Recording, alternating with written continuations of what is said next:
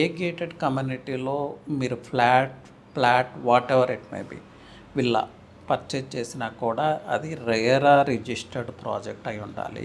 RERA registration లేకపోతే purchase చేయొద్దు. ఎందుకంటే రేరా రిజిస్టర్డ్ ప్రాజెక్ట్లో టైమ్లీ హ్యాండ్ ఓవర్ ఉంటుంది.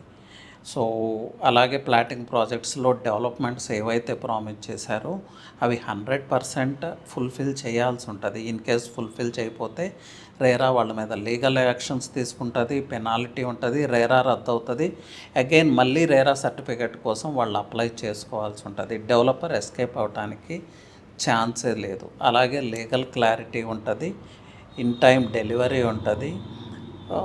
నెక్స్ట్ ఏమన్నా ప్రాబ్లమ్స్ వచ్చినా కూడా లీగల్ సపోర్ట్ అనేది రేరా రిజిస్టర్డ్ ప్రాజెక్ట్కే ఉంటుంది. In case RERA registered project లేదు అంటే మీకు లీగల్ సపోర్ట్ ఉండదు. సో రేరా రిజిస్ట్రేషన్ లేని ప్రాజెక్ట్స్లో flat villa whatever it may be purchase చేయొద్దు.